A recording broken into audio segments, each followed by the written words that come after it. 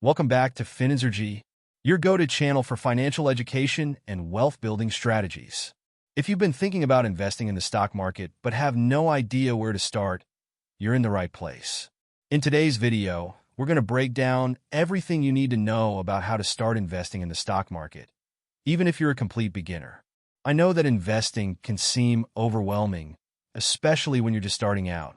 But trust me, once you get the basics down, it becomes much easier and more intuitive.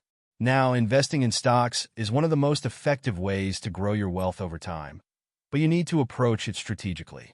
Whether you're interested in building long-term wealth, saving for retirement, or just growing your money, investing is a critical skill that everyone should learn.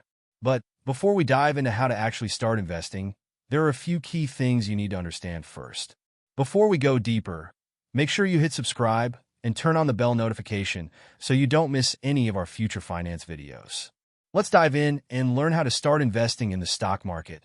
1. Understanding the basics of the stock market.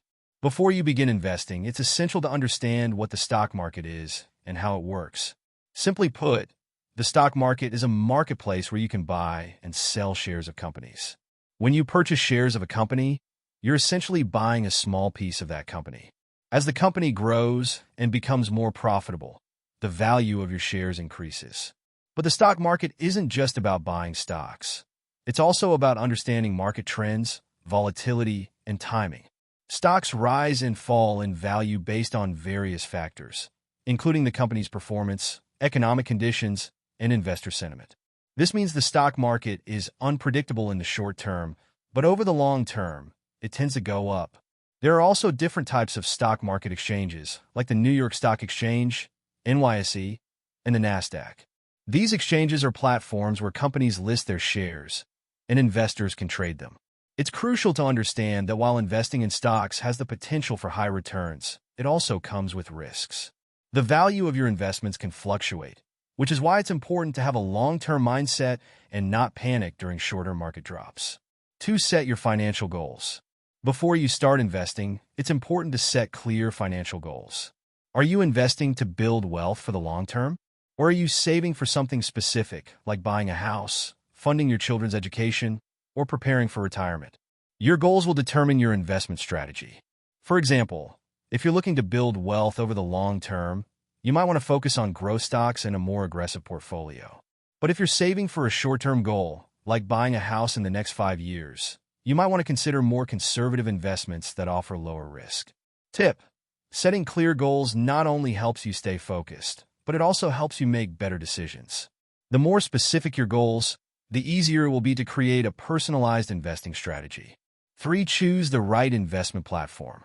Once you've set your financial goals, the next step is choosing an investment platform.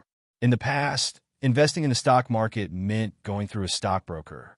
However, today, you can open an investment account and buy stocks directly through various online platforms.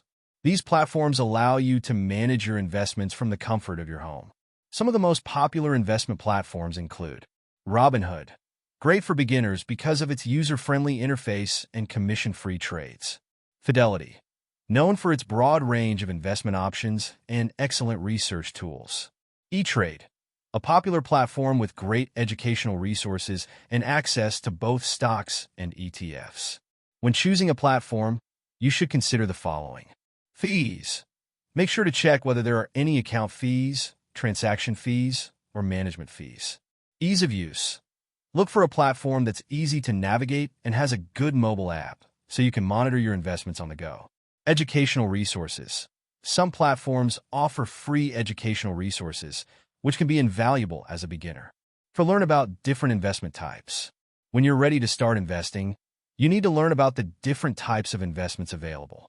There are several ways to invest your money, and each has its own level of risk and potential return. Here are some of the most common types of investments. Stocks. Stocks represent ownership in a company.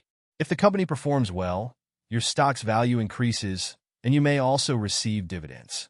Stocks offer the highest potential return, but also come with higher volatility. Bonds. Bonds are essentially loans you give to companies or governments in exchange for regular interest payments. Bonds tend to be less volatile than stocks, but they also offer lower returns. Mutual funds. A mutual fund pools money from multiple investors to invest in a diversified portfolio of stocks, bonds, and other assets. This can help you reduce risk by spreading your investments across different sectors. Exchange-traded funds, ETFs, similar to mutual funds, ETFs are collections of stocks, bonds, or other assets. However, unlike mutual funds, ETFs trade on the stock exchange like individual stocks. They tend to have lower fees and offer more flexibility than mutual funds. Real estate investment trusts, REITs allow you to invest in real estate properties without having to buy property directly. REITs tend to pay high dividends and can be a good way to diversify your portfolio. The key to successful investing is diversification. By spreading your money across different types of investments, you can minimize risk and increase your chances of earning a positive return over time. 5. Start small and build over time. As a beginner, it's important to start small and gradually build your portfolio over time. There's no need to invest all your money in the stock market on day one. In fact, it's a good idea to start with a smaller investment until you feel more comfortable with the process. Consider using the dollar-cost averaging strategy, which involves investing a fixed amount of money at regular intervals, regardless of the market's ups and downs. This strategy reduces the impact of market volatility and allows you to accumulate shares over time at an average cost. Tip: avoid trying to time the market. Many investors make the mistake of buying and selling based on short-term market movements. Instead, focus on long-term growth and consistency. Starting to invest in the stock market may seem like a daunting task, but with the right knowledge and strategies, it can be a rewarding way to build wealth.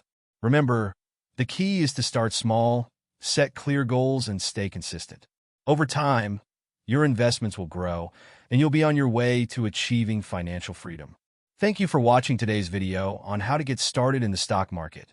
If you found this video helpful, make sure to hit the like button, subscribe, and share it with others who might benefit.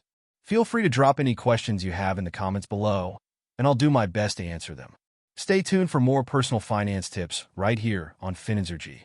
Happy investing!